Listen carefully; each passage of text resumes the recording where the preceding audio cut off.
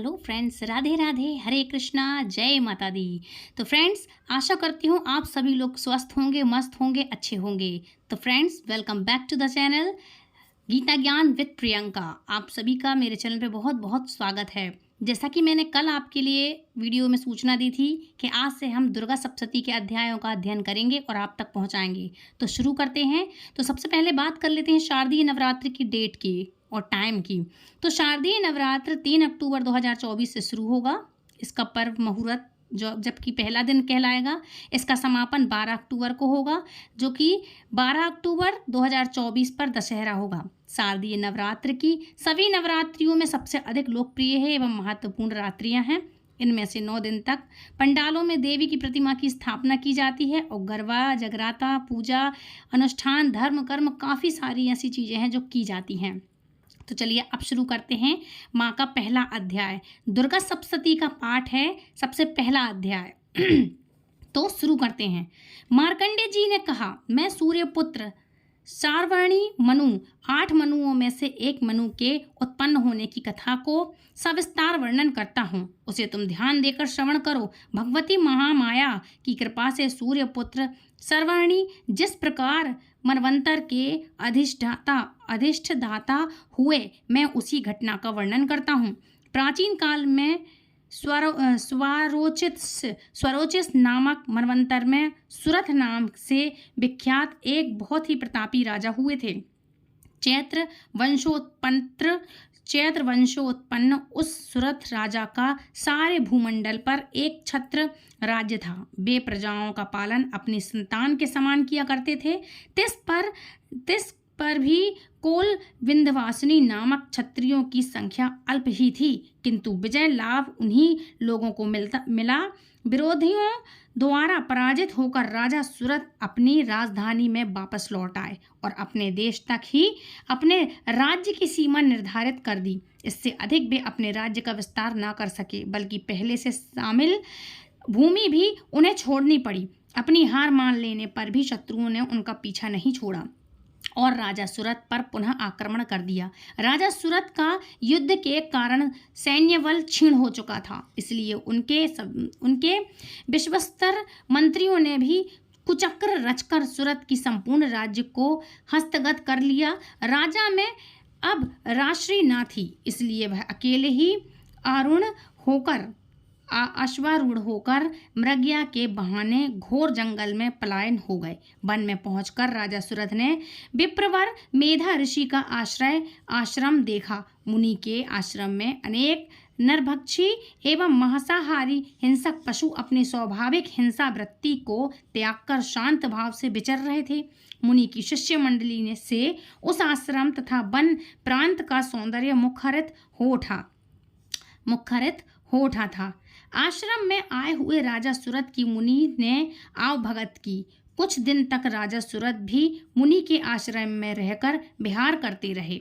इसके साथ ही एक बार मोह माया से ग्रसित होकर राजा सूरत अपने मन में सोचने लगा, मेरे पूर्वजों द्वारा अधिकृत नगर आज मुझसे वियुक्त होकर खंडर सा हो रहा है।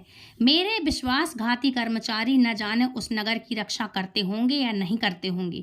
अपने शरीर से निरंतर मद बहाने वाला मेरा मदमत हाथी आज न जाने किस स्थिति में होगा।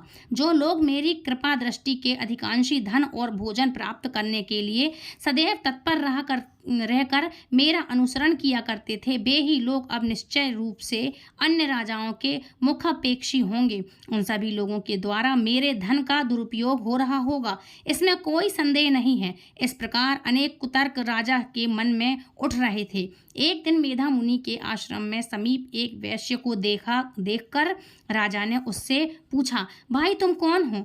तुम्हारे यहाँ आने का क्या प्रयोजन है? तुम तो देखने में बहुत ही व्यग्र और अनमनेशील जान पड़ रहे हो। राजा के इस महानुभूतिपूर्ण वचन सुनकर उस वैश्य ने राजा को प्रणाम किया और विनत भाव से होकर बोला। वैश्य ने राजा से कहा, राजन, मैं संपन्न कुल में उत्पन्न वैश्य जाति का मनुष्य हूँ। मेरा जन्म समाधि है। धन लोलुप स्त्री पुत्र ने अपने धन के वशीभूत होकर स्त्री पुत्र ने अपने स्वार्थ साधन के लिए मुझे घर से बाहर निकाल दिया है। इस समय मैं स्त्री पुत्र और धन विहीन हो गया हूँ। मेरे अपने प्रियजनों ने ही मेरे धन का हरण करके मुझे उस धन के लिए मेरे धन के लिए अधिकारी ठहराया है। इससे क्षुब्ध होकर घर का परित्याग कर वन में मैं चला आया हूँ।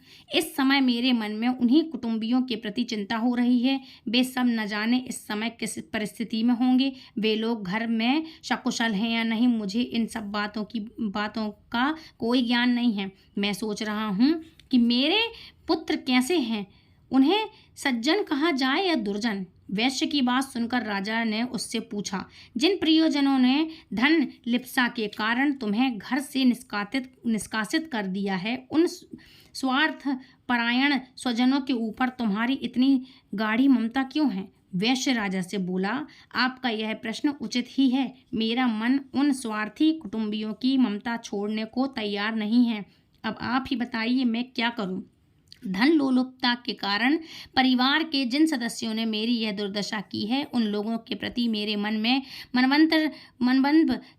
ममत्व की भावना है। हे महाभाव, हे महामुने, इतना जानते हुए भी न जाने क्यों मेरे मन में उन स्वार्थी लोगों के प्रति ममता बनी हुई है। इसके रहस्य को जानने की इच्छा रखते हुए भी इसे मैं नहीं समझ पा रहा हूँ। उन लोगों के विरह से कातर होकर मैं आहें भर रहा हूँ, जिनके फलस्वरूप मेरे मन में उथल पुथल मची हुई है। कुटुंबियों का मुझसे कुछ भी लगाव नहीं है, फिर भी मेरा मन उन लोगों के लिए संतप्त है। समझ में नहीं आता कि मैं क्या करूं। मार्कंडेय जी ने कहा, हे ब्राह्मण, इस वार्ता की समाप्ति के बाद ही सुरथ और समाधि नामक वैश्य एक साथ ही मेधा मुनि के सम्मुख उपस्थित हुए। मुनि के प्रति सम्मान प्रदर्शन करके वे दोनों ही बैठ गए। उसके बाद राजा सुरथ और वैश्य में परस्पर कुछ बातचीत होने लगी। राजा ने कहा, भगवान, मैं आपसे एक निवेदन करना चाहता हूँ, कृपया कर आप उसे बतलाइए। मेरा मन स्वस्व न रहने के कारण बहुत ही क्लेशित है। जिस राज्य भोग के सुख से मैं वंचित कर दिया गया हूँ, उसी को पुनः हस्तगत करने के लिए मेरे मन में आकांक्षा बनी हुई है। हे मुनिश्रेष्ठ, मैं इस बात को जानता हूँ कि अब मेरा राज्य पर कोई प्रभुत्व नहीं रह गया है, उस पर किसी अन्य का शासन हो गया है। फिर भी अपनी अज्ञानतावश मैं उसी के मुँह में पड़ा हूँ। इन सब बातों में क्या भेद है, मैं कुछ भी नहीं समझ पा रहा हूँ। यह वैश्य भी मेरे ही समान अपने पुत्र, स्त्री और सेवकों द्वारा प्रत्यक्ष है। ऐसा जानते हुए भी यह वैश्य अभी तक अपने कुटुंबियों के मोह में ग्रस्त है। अतएव हम दोनों का मन इन सब बातों से बहुत ही खिन्न है। मेरा मन अभी भी भ्रमित हो रहा है। हे महाभाग, हम दोनों में जो प्रेम प्रवाहित हो रहा है, वह क्या वस्तु है? हम दोनों में प्रत्यक्षता अज्ञान के लक्षण दृष्टिगत हो रहे हैं। राजा की बात सुनकर ऋषि ने कहा, हे महाभाग, समस्त प्राणियों में विषय मार्ग का ज्ञान विद्वान रहता है, उसी प्रकार सभी जीवों के विषय भी भिन्न भिन्न होते हैं। उदाहरणार्थ स्वरूप कुछ प्राणियों में विद्वानता बनी रहती है, परंतु जिनके विपरीत कुछ जीव ऐसे भी होते हैं जिन्हें कंतांधता मतलब रात्रि में न दिखाई देने वाला कंतांधता होती है। जिसके विपरीत कुछ ऐसे जीव भी होते हैं जो दिन रात में समान रूप से देखने में सक्षम होते हैं। यह बात बिल्कुल सत्य है कि समस्त प्राणियों में मनुष्य अधिकतर विवेकशील प्राणी माना जाता है, परंतु विवेकशीलता की यह बात केवल मानव वर्ग में ही नहीं अपितु पशु पक्षी एवं मृग आदि में भी पाई जाती है।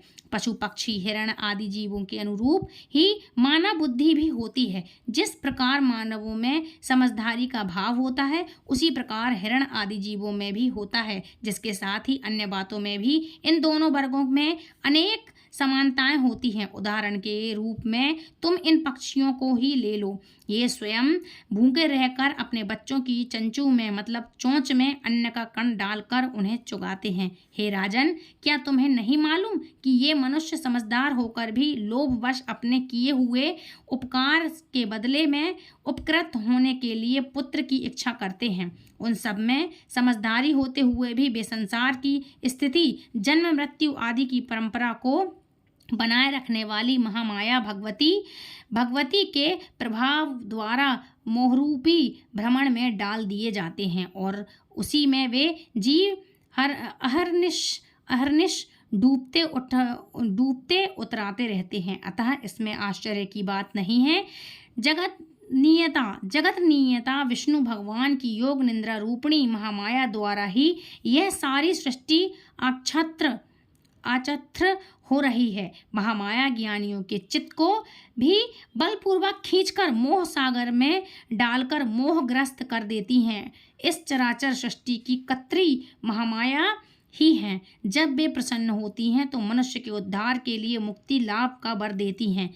वे ही परा और अपरा ये दो विद्याएं मानी गई हैं। संसार बंधन और मोह माया उत्पन्न कारिणी सनातनी देवी हैं तथा समस्त देवों की अधिष्ठात्री हैं। इतना सुनकर राजा ने प्रश्न किया, भगवान जिन्हें आप महामाया कह रहे हैं वे कौन सी देवी हैं? हे ब्राह्मण, उनका प्रादुर्भाव किस प्रकार हुआ? उनके क्या क्या चरित्र हैं? हे ब्रह्मवेदों, मैं मुनि श्रेष्ठ उन देवी की कथाओं को मैं आपके मुख से सुनना चाहता हूँ। ऐसा सुनकर ऋषि ने कहा, हे राजन, उन देवी का स्वरूप वास्तव में नित्य और सनातन है। संपूर्ण विश्व उन्हीं का स्वरूप मात्र है और वे ही महामाया देवी चराचर सृष्टि के सभी प्राणियों में परिव्याप्त हैं। उनकी उत्पत्ति के उन अनेक कारण हैं। वह आख्यान में तुमको सुनाता हूँ। जब वे अवतरित होती हैं उस समय लोक में उनका अवतार लेना कहा जाता है। प्रलय काल में जब निखिल ब्रह्मांड महासागर में लय हो रहा था तथा सब जीवों के पालक भगवान विष्णु शेष सैया पर योग निद्रा अभिभूत हो रहे थे, उसी समय उनके कानों की मैल से दो भीषण दानवों की उत्पत्ति हुई। वे दोनों बलवान दानव मधु और कैटव नाम से जगत में अभिहित हुए। जन्म लेने के तत्काल बाद ही वे दोनों दैत्य सृष्टिकर्ता ब्रह्मा जी का वध करने के लिए उद्यत हो गए।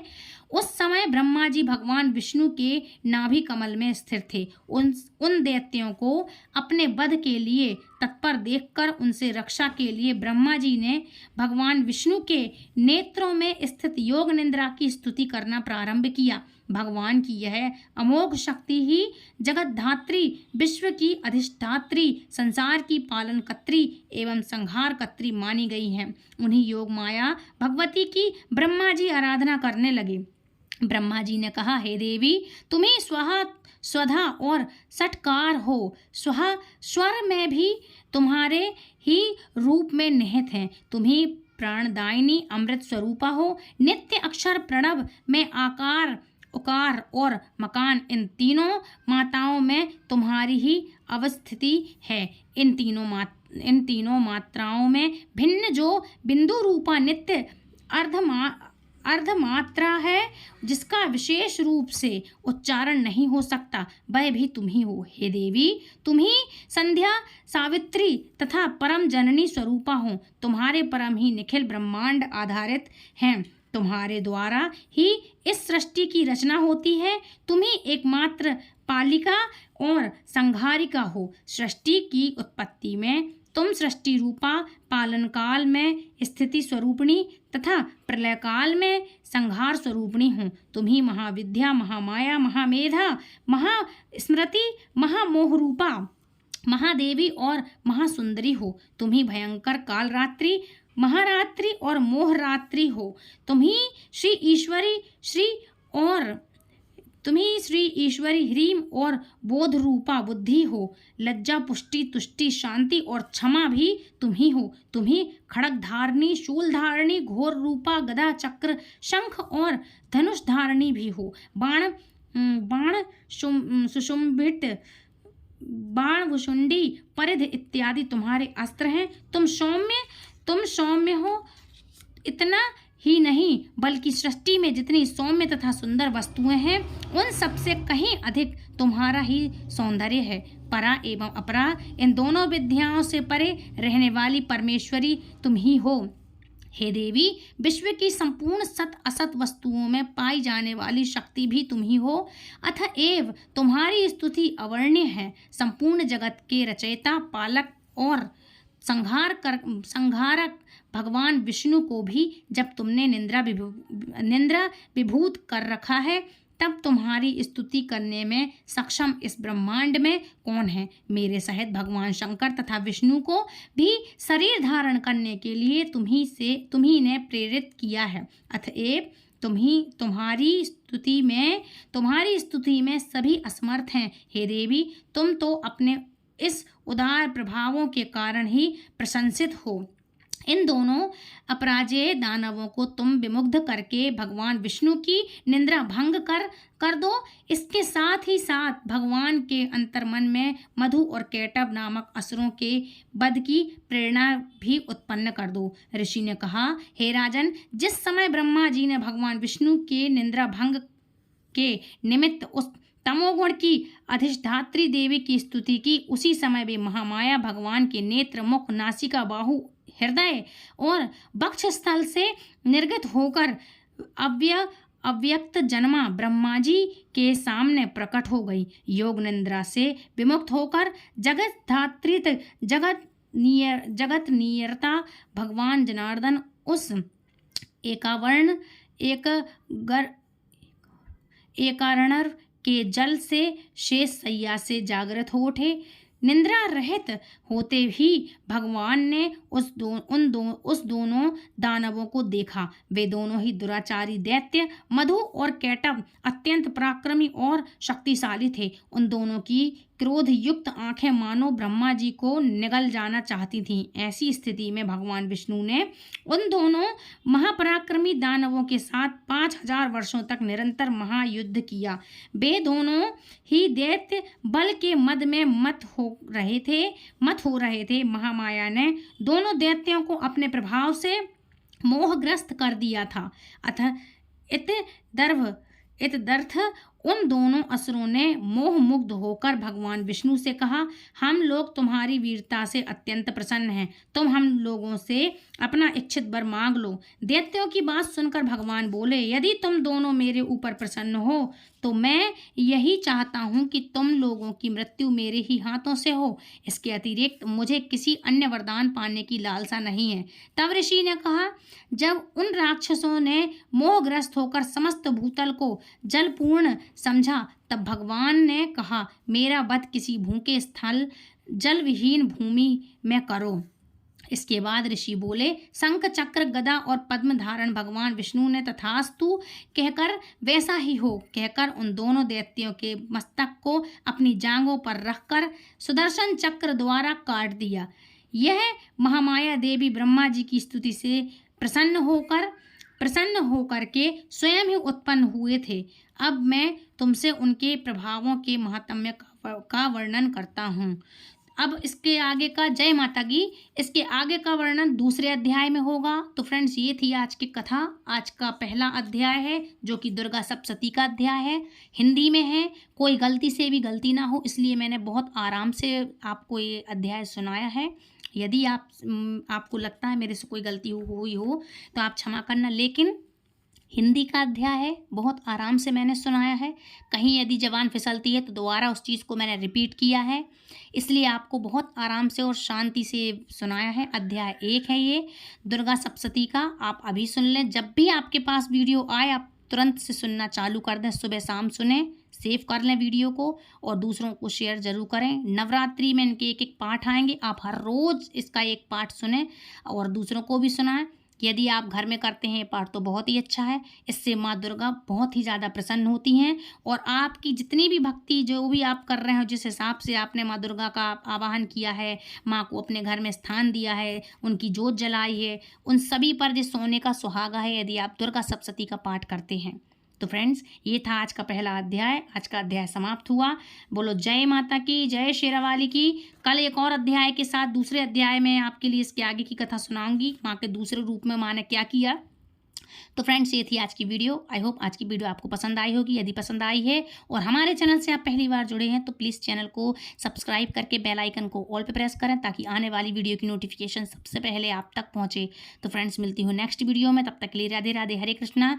वीडियो को like, share, comment and subscribe. Radhe Radhe, Hare Krishna, जय माता दी, जय शेरावाली की।